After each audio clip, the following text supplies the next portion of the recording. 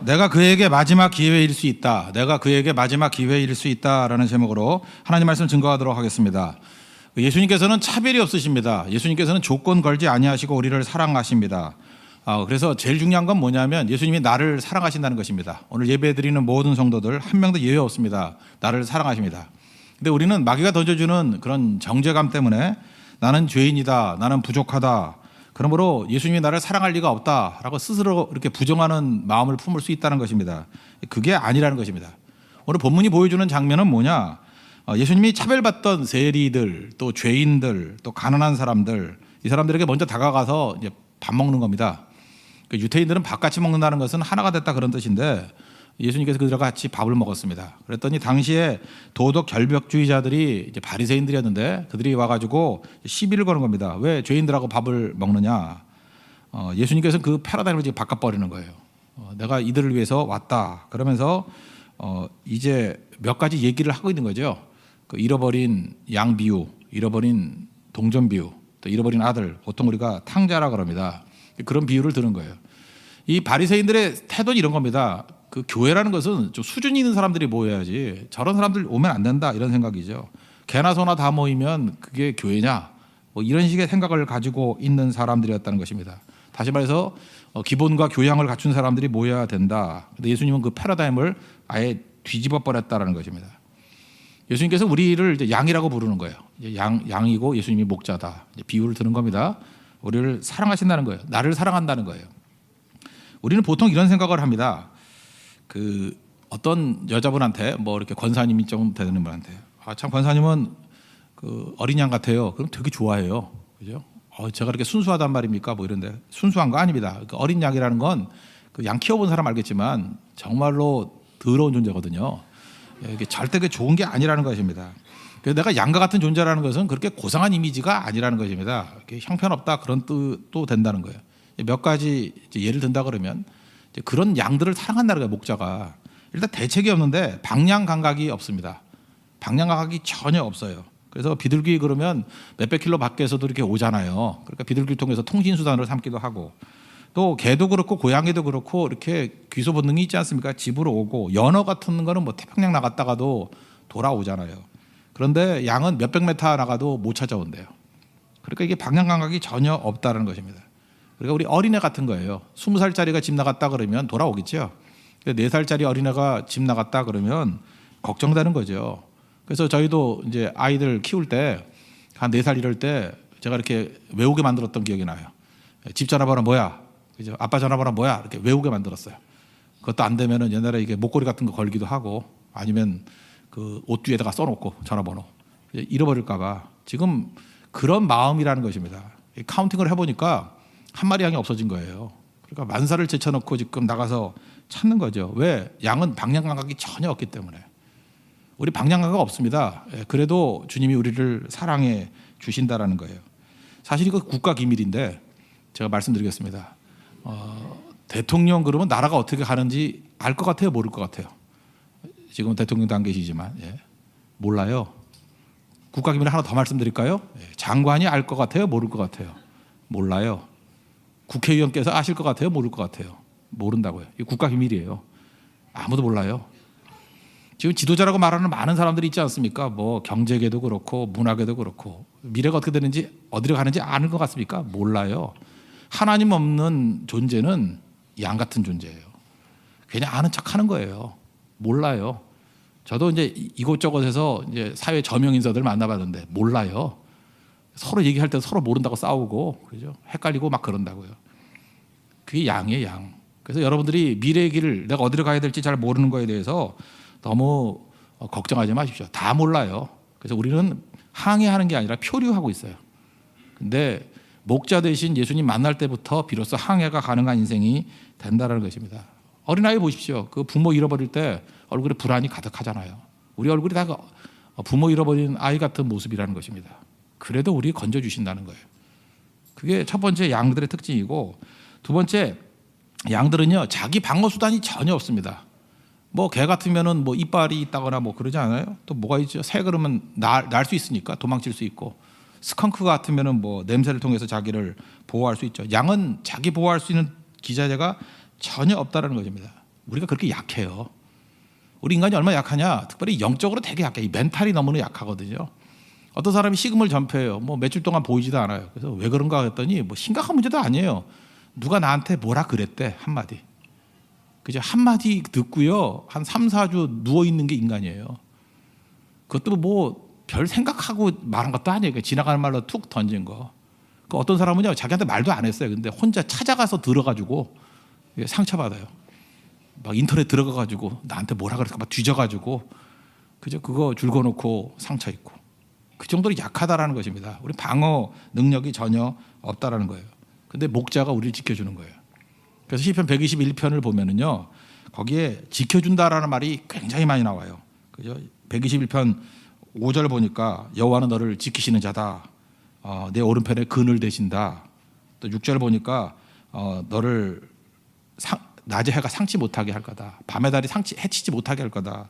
또 7절 보니까 내 영혼을 지켜주신다. 8절 보니까 여호와께서 너의 출입을 지금부터 영원까지 지키신다.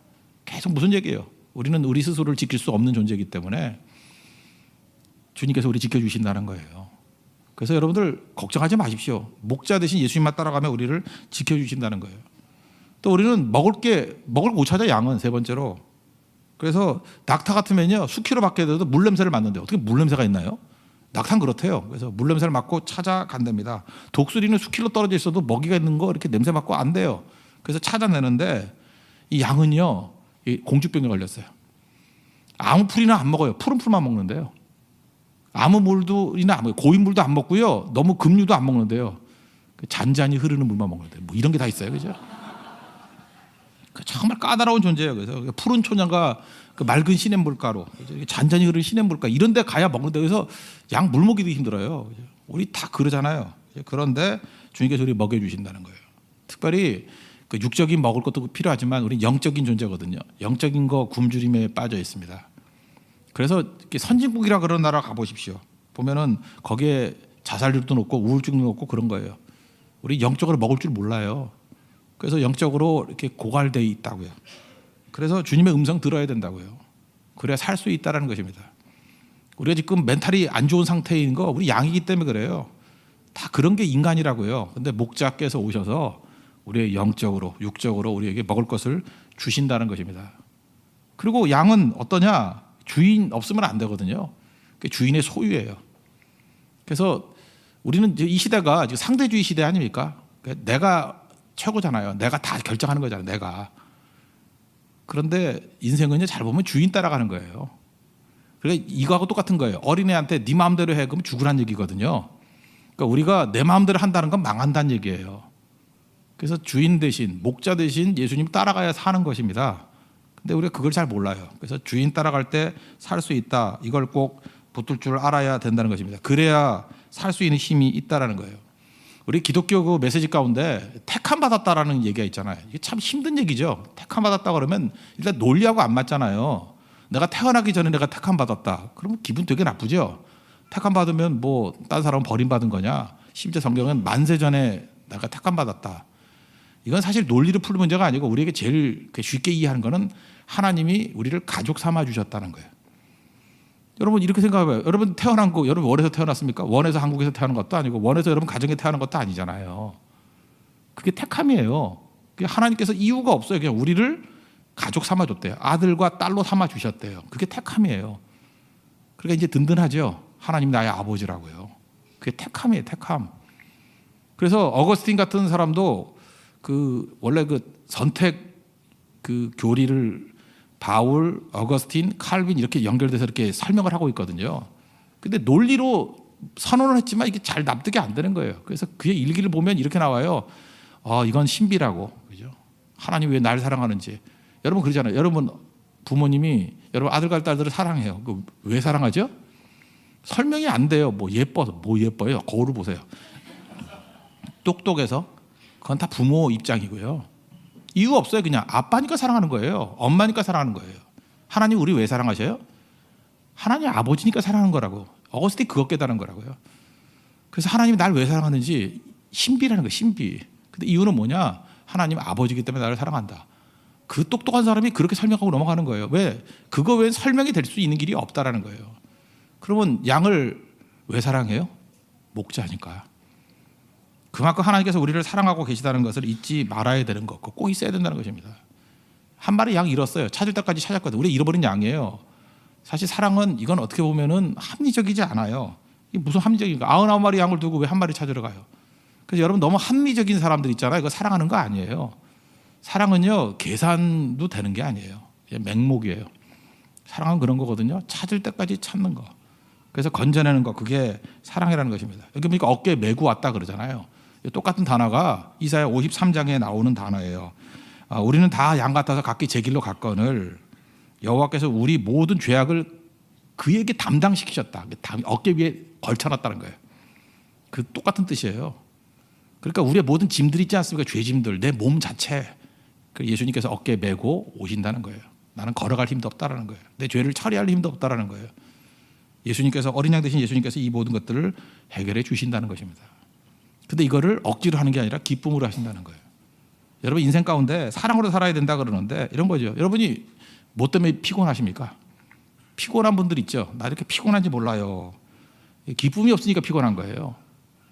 그러니까 피곤은요 육체적인 뭐 노동 강도 그런 게 아니고 기쁨이 없으면, 사랑이 없으면은 피곤해지는 겁니다. 저 대학교 다닐 때 막 전도하고 막 그랬거든요. 하나도 피곤하지 않았어요. 뭐가 피곤해요?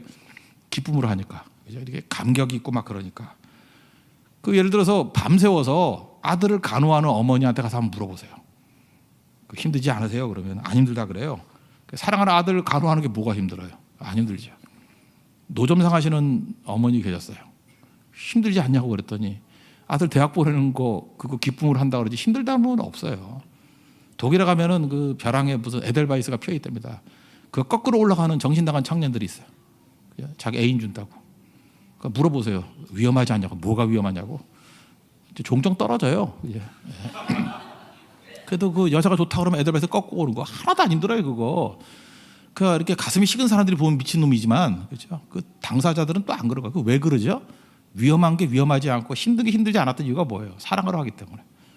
하나님 우리 사랑하셔요. 그래서 하나도 힘들지 않아요. 우리 생각에 사랑 없는 모습으로 잠깐 우리를 바라보니까 우리가 아무것도 아닌 것 같이 보이지만 절대 그런 게 아니라는 것입니다. 그래서 우리를 위해서 십자가 지셨죠. 예수님이 이렇게 말씀하셔요. 히브리서 12장 2절 보니까 그는, 예수님이죠, 그 앞에 있는 기쁨을 인하여 십자가를 참으사. 십자가 예수님이라고 쉬운 거 아니에요. 고통스럽고 힘든 것이었지만 기쁨이 있기 때문에 참으셨대요. 왜? 우리 한 사람 한 사람을 건지는 것이 주님의 기쁨이 된다는 것입니다. 오늘도 여러분들 뭐 여러 가지 이유가 있겠지만 이 자리에 오셨죠. 예수님이 정말 기뻐하시고 여러분들 목자 되시고 건져주시길 원한다는 거예요. 그래서 자기 혼자 고민하지 말고 예수님께 맡기십시오. 우리 목자가 계십니다. 그죠? 절대로 넘어지지 않는다는 거예요. 오늘도 이렇게 흔들림이 있는 백성들마다 주님 앞에 나아가서 목자 되신 예수님께서 나를 건져주시고 짐지어주시고 나를 구원해달라고, 오늘도 그 구원을 확신할 수 있는 믿음의 종 되기를 바랍니다. 그럼 두 번째는 뭐냐? 나만 구원받은 게 아니죠. 두 번째는 하나님의 기쁨이 되는 인생을 살라는 거예요. 그럼 뭐예요? 이건 또 다른 잃어버린 양들이 있을 거 아니에요. 내가 잃어버린 양이었는데 건진 받았죠. 그럼 또 다른 잃어버린 우리 형제들이 있을 거 아니에요. 그들을 건져내는 일에 헌신하는 게 중요하다는 것입니다. 우린 찬양한다고 해요. 나 주님의 기쁨 되기 원하네. 찬양하는데 주님의 기쁨이 뭔가? 우리 일하는 게 기쁨이라고 생각해요. 그래서 주보도 만들고 뭐 장식도 하고 뭐 간사도 하고 리더도 하고 청소도 하고, 이 다 좋은 일입니다. 나쁜 일 아니에요. 다 좋은 일인데 이거 하면 주님이 기뻐하시느냐? 그건 또 아닌 것 같아요. LA 가면은 거기 큰 교회 어떤 목사님 계셔요. 근데 아들이 둘이 있는데 이제 꽤 된 얘기예요. 그 큰 아들이 고등학교, 둘째 아들이, 막내 아들이 고등학교 2, 3학년쯤 되는 거야. 11학년, 12학년 됐는데 가출을 했어요. 그 친구들, 그 못된 놈들하고 라스베가스로 놀러 갔대요. 그분 되게 똑똑한 목사님이시거든요. 설교도 잘하고 뭐 지식 탁월하고 샤프한 목사님이에요. 그때부터 아무 일도 못하는 거예요. 막내 아들 가출하고 난 다음부터 아무 일도 못해요. 멍청해졌어요. 심지어 설교도 못해요. 부두부두 떨고. 그러니까 그 큰아들이 볼 때 한심해 보이는 거죠. 아버지 똑똑한 분이고 대단한 분인지 알았는데 왜 그러냐고. 그놈도 놀다가 온다고, 놀러 간 거라고. 그래도 아버지가 밥도 제대로 안 먹고 그러는 거예요. 아버지 좋아하는 음식을 사드려도 드시지도 않고, 아버지 좋아한다고 음악을 연주해줘도 들을 생각도 안 하고. 그때 알았어요. 큰아들이 이 막내 놈 잡아오지 않으면 안 되겠다. 그래서 친구들 가운데 그 노는 애들 몇 명 데리고 라스베가스 가봐야 숨을 때 뻔합니다. 그 호텔 스트릿 거기서 뒤져보면 다 나와요. 색깔도 또 특이하잖아 우리들, 그죠? 그래서 금방 잡아내요. 그래서 아침에 갔다가 저녁에 잡아갖고 왔대요. 오니까 그때 비로소 아버지가 웃으면서 식사도 하시고 음악 연주하라 그러고 다시 잃어버린 능력이 회복이 되더라는 거예요. 잘 보세요. 아버지에게 있어서 잃어버린 자식 찾기 전에 뭐가 만족이 될 수 있겠어요? 우리 하나님 앞에 그런 생각을 해요. 그죠? 하나님, 이 음식 드시고 좀 만족하세요. 이 음악 드시고 들으시고 만족하세요. 내가 이렇게 교회 깨끗이 청소했거든요. 이거 갖고 좀 만족하세요. 우리가 아버지의 마음을 몰라서 그래요. 잃어버린 자식 찾기 전에 절대로 만족하지 못합니다. 우리 그 마음을 꼭 잊지 말아야 된다라는 거예요. 그래서 하나님께서 우리에게 맡기신 사명, 그거 충성스럽게 다 하는 거, 그게 우리에게 제일 중요한 일이라는 것입니다. 헌신하십시오, 헌신. 그래서 주님께서 제일 기뻐하는 교회는 어떤 교회냐? 전도하고 선교하는 교회예요. 그거보다 중요한 건 없어요. 그 일에 성실하게 하는 거. 근데 우린 그러잖아요. 이게 사람을 전도할 때 이렇게 관상 보고 할 때가 되게 많습니다. 이게 뭐 될성 싶은 나무냐 아니냐 이거 자꾸 우리가 따지거든요. 근데 이게 안 맞을 때도 있어요. 저도 이제 목사로서 어떤 때는 이제 성도분이 어떻게 보면 좀 이렇게 너무할 때가 있어요. 그 아버지 전도를 해달라고 그냥 끌고 가요. 아직 상태도 안 됐는데 아버지가 굉장히 강팍한 분이고 이렇게 복음을 받아들일 준비가 안 돼 있는 분이에요. 근데 제가 오라 그래도 그 암 말기 그러면 가요. 그러면 그때는 듣거든요. 근데 이거 뭐 약간 고혈압이 심하다 뭐 이러면 절대 안 들어요. 근데 뭐 그냥 가벼운 병에 걸리신 분이에요. 그런데도 불구하고 그 아버지 영혼에 대한 안타까움이 있는 아들이 잠깐 가자 그러더라고요.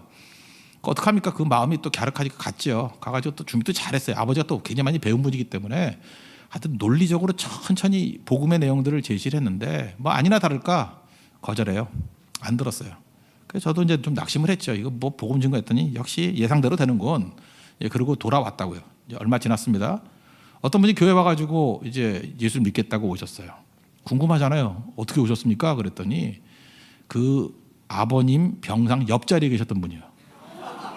그죠? 열심히 전도했는데 이분은 거절했는데 너무 자세히 설명하니까 옆에 있는 분들이 다 듣고 아멘 아멘 하고 이분이 믿은 거예요. 그러니까 우리 인생이 몰라요. 그죠? 우리는 이게 목적지향적이기 때문에 이 사람한테 증거하면 이 사람만 변화되고 이 사람만 들을 거라고 생각하는데 그렇지 않아요. 거기서 안 들으면요 옆에서 엿듣는 사람이 있어요. 엿듣는 사람이 변화가 될 때가 많이 있거든요. 우리 교회들 청년들이 많이 오지 않습니까? 청년들 오면은 이제 결혼 문제 이런 게 좀 크잖아요. 다 오면 맨 먼저 이제 스캔부터 한다고. 뭐 좋은 총각 없나, 좋은 뭐 처녀 없나 이렇게 스캔하는데 없을 때가 많아요. 그죠? 없을 때가 많아가지고 여기 사람 없네. 잠깐 이러지 말라고요. 어느 선교 때 한번 선교를 갔는데 제가 봐도 그래요. 제가 봐도 그때 좀 쓸만한 형제가 없었어요. 제가 볼 때 뭐 유부남만 많았고 별로 없었어요. 근데 그 자매가 주님만 바라보고 충성스럽게 잘 뛰더라고요. 뛰는데 잊지 마십시오. 수다 많은 아줌마지만 공유 같은 아들이 있을 수 있다는 걸 잊지 마십시오. 이제 그걸 모르는 거예요. 그거를. 그게 어리석은 여자들은요 눈앞에 보이는 남자만 찾고 있어. 그거 아니거든요. 아들에게 있어서 어머니 영향은 절대적입니다. 보통 무시 못해요 그거. 근데 그 어머니가 마음에 든 거예요. 어머니가 너무너무 마음에 들어서 나중에 결혼했어요. 그러니까 충성 다하는 게 중요하다고. 이게 어떻게 될지 몰라요. 그래서 하나님 앞에서 우리가 가져야 될 생각이 뭐냐. 전도도 그렇고 우리 미래 일도 그렇고 그냥 주님 일에 지사충성하세요. 그 마태복음 6장에도 나오잖아요. 33절에 너희는 먼저 그의 나라와 그의 의를 구하라. 집중하라는 거예요. 잔머리 굴리지 말고. 그러면 이 모든 것은 뭐 우리의 필요 모든 게 다 채워지겠죠. 그거는 하나님께서 보너스로 주시는 거지 그건 추구해서 얻을 게 아니라는 것입니다. 저는 교회도 마찬가지라고 생각해요. 교회가 할 일 되게 많죠. 근데 1순위로 아버지 기쁨 되는 교회 되기 위해서 선교하고 전도하니 집중 다 해야 돼요. 그러면 나머지도 교회에서 필요한 요소들이 있죠. 그건 제가 볼 때 추구한다고 되는 게 아니에요. 저절로 채워져요. 저절로 채워지고 교회가 따뜻해지고 사랑스러워지고 뭐 당연하죠. 전도하는데 어떻게 그런 게 없겠어요. 협력도 이루어지고 하나 되는데 이루게 될 것이고 그게 교회라는 것입니다. 교회. 여러분 그 교회의 영광과 능력을 다 체험할 수 있는 하나님의 거룩한 백성 되기를 바랍니다. 뭐 예수 믿게 된 케이스 별의별 게 다 나요. 우리나라에서 어떤 그 잘 알려진 목사님인데 그분 얘기 들어보니까 자기 집안에 복음이 들어오게 된 계기가 뭔가 그랬더니 이제 한국에서 나라 일했잖아요. 일제 때 나라 일이니까 이 아버지가 배우신 분이에요. 이렇게 한의사신데 너무 열받아가지고 만주를 갔대요. 만주를 가가지고 나라 잃은 서름에 술로 시간을 보냈다는 거예요. 그저 이풍진 세상을 하면서 그냥 뭐 어떻게 살겠냐고. 그러니까 술로 그냥 보냈대, 술로. 근데 술은 또 1차, 2차 이런 게 있잖아요. 1차 술 마시고 2차 마시려고 딱 봤더니 저 멀리서 밤중인데 불이 켜져 있고 노랫소리가 들리더라는 거예요. 분명히 술집이죠. 들어가 봤더니 교회더래요. 예. 이성복 목사님이라고 그 유명한 부흥사, 그죠? 그분이 이렇게 부흥회 하던 때였다는 거예요. 그 이분이 양반 출신이었기 때문에 들어갔는데 뭐 나오기도 뭐해서 그냥 앉아 있었대요. 근데 이성복 목사님이 그랬대요. 부흥사신데 그분이 말씀하시기를 구원 받을 분은 일어서라고. 그랬더니 이분이 술 기운에 뭐 공짜로 준다 그러니까 받는 건지 알고 일어섰대요. 저도 달라고. 그래서 결국은 거기서 영접한다 그랬대요. 아침에 이제 술 깨고 난 다음에 제정신 들고 나가 보니까 그래도 내가 양반인데 약속은 지켜야지. 약속은 지켜야지. 믿는 게 아니고 약속했으니까. 거룩하신 하나님하고 약속한 거니까 지켜야지. 그리고 믿지도 않았는데 교회는 다녔대요. 그러다가 변화가 된 거예요. 그러고 난 다음에 그 집안에서 뭐 목사들도 많이 나오고 뭐 한국 교회 기둥 같은 집안이 되더라는 거예요. 그래서 여러분들 술 마시고 오신 분들 너무 무시하면 안 돼요. 그분이 어떻게 될지 몰라요, 그거. 그 믿음의 가문을 일으킬 수도 있다고. 하나님이 부르시는 방식은 너무너무 다른 겁니다. 그래서 우리가 해야 될 일은 뭐예요? 목표 갖고 하는 게 아니라 그냥 이런 양이라 생각하면 무조건 증거하고 외치는 게 되게 중요하다는 것입니다. 제가 신학교 다닐 때 전도 이게 훈련 가운데 전도 폭발 훈련이라는 게 있었어요. 제임스 케네디 목사님이 쓴 책이기도 하고 방법이기도 한데 전도 폭발 그 되게 많았습니다. 근데 그 책 보면 그 앞부분에 나오는 얘기가 잊혀지지 않아요. 이 제임스 케네디 목사님이 원래 그렇게 이렇게 외향적으로 전도하는 분이 아니었고 굉장히 수줍음 많이 타는 샤이한 분이었다라는 거예요. 그죠? 이제 그래서 되게 이제 힘들어 하는데 이제 어디 고급 레스토랑에 갔대요. 가가지고 이제 밥을 먹고 있는데 그 웨이트리스한테 그 여정부한테 잠깐만 성령께서 복음을 증거하라 그런 감동이 오더라는 거예요. 그죠? 감동이 오더라는 거예요. 그래서 좀 신경질을 냈대요. 주님, 이 분위기 좋은 곳에서 무슨 전도에 내가 광신문자 아십니까? 그거 좀 나에게 자극을 줘도 좀 분위기 맞게 좀 해주시지. 동대문 시장이 몰라도 뭐 이런 거잖아요, 그죠? 여기는 지금 시끌벅적하고 이게 조용한 곳인데 그래서 스스로 버티고 이렇게 억눌렀대요. 막 억눌렀대요. 안 하려고. 근데 마음은 찜찜하지만 이제 밥 잘 먹고 나왔다라는 거예요. 나오자마자 총소리가 나더래요. 땅땅땅. 사람들이 우르르 몰려가 봤더니 그 웨이트리스가 자살했대요. 이때 충격 빵 받은 거예요. 그죠? 그 여자에게 있어서 내가 마지막 기회였어요. 복음 증거할 마지막 기회였다고. 그러니 뭐 정신 못 차리죠. 뭐 예수께서 3장 막 이런 게 생각이 나더래요. 핏값을 내 손에서 찾겠다 막 이런 게 생각이 나고 뭐 잠 못 들이겠더라는 거예요. 너무너무 힘들어서. 그죠? 너무너무 힘들어서. 그래서 그때부터 충성하겠다고 내가 주님 이 핏값을 갚겠습니다라고 만든 게 전도 폭발 훈련이에요. 그죠? 전도가 폭발될 정도로 그냥 엄청나게 나가서 복음을 증거하겠다. 그래서 수없이 많은 영혼들을 살리게 되는 계기가 되었다는 것입니다. 우리에게도 그런 모습이 있어야죠. 그죠? 여러분 한 사람 한 사람 하나님 앞에서 우리가 부족한 것들 되게 많잖아요. 나 연약하지만 이 제임스 케네디 목사님 사실은 보면 그 내성적이고 어떻게 보면 불순종하고 뭐 아무것도 아닌 모습이었지만 주님께서 그를 또 사용하셔가지고 그저 놀랍게 쓰임 받잖아요. 여러분 끝난 인생 없습니다. 마지막 인생 그런 거 없어요. 전 옛날에 그 앤 머레이의 You Need Me 그런 노래 있죠. 그 You를 난 하나님으로 생각했어요. 그 가사를 보면은요, I sold my soul. 내가 영혼 팔아먹었대요. 내 영혼을 팔아먹었대요. 근데 You bought it back for me. 날 위해서 주님께서 대사 주셨대요. 십자가가 똑같은 얘기 아니에요? 그런데 help me up. 나를 갖다 이렇게 지켜주시고 gave me dignity. 내게 위엄과 자존감을 주셨다고. 이게 제임스 케네디 얘기가 똑같은 거 아니에요? 우리가 매 순간에 우리 팔아먹고 있어 내 영혼을. 그죠? I sold my soul. 내 영혼 팔아먹고 있다고. 근데 주님께서 그것을 나를 위해서 또 사주시잖아요. You bought it back for me. 나를 위해서 사주신다고. 그리고 나를 지지해 주시고 help me up. 또 나로 하여금 위엄과 자존감이 있도록 나를 세워주신다고요. Give me dignity. 주님께서 우리 이렇게 불러주신다고요. 우리 한 사람 한 사람 작은 존중이 아닙니다. 가치 있는 백성이라는 거 잊지 말고 주님 앞에 이 일을 위해서 쓰임받는 믿음의 종 되기를 바랍니다. 저는 교회적으로도 이렇게 뭐 전도하고 이런 것도 되게 중요하지만 그냥 5명, 6명 뭐 이렇게 모여 있을 때 그 작은 전도 모임 좀 가져보세요. 그래서 복음 증거하는 거. 식당에서 복음 증거하면 어때요? 뭐 한 10명 정도 모여가지고 할 수 있는 것도 있고, 그것도 안 되나 2-3명이라도 내가 구원받았잖아요. 그죠? 이거 대단한 거 아니에요? 하나님 앞에서 그런 모습 가지고 하나님 앞에 서 있는 믿음의 종이 돼야 된다는 것입니다. 김소월 시 가운데 그런 게 있죠. 밤마다 뜨는 달이 이렇게 고운 줄은 예전에 미처 몰랐다. 예수 믿고 난 다음에 너무너무 좋으시죠? 선교할 때 너무너무 좋으시죠? 그죠? 이게 밤마다 뜨는 달, 맨날 보는 거잖아요. 근데 이렇게 좋은 줄 미처 몰랐대, 예전에는. 아셨으면은 이제 우리가 해야 될 사명이 무엇입니까? 복음 증거하는 거예요. 영혼 살리는 거. 너무 식상한 얘기입니까? 사실 이게 교회의 본질이에요. 우리가 사는 길이라는 거예요. 이 사명 다 할 수 있는 우리 믿음의 신실한 영 되기를 축원합니다. 모두 자리에서 일어나겠습니다. 나중에 기쁨 되기 원하네 찬양하겠습니다.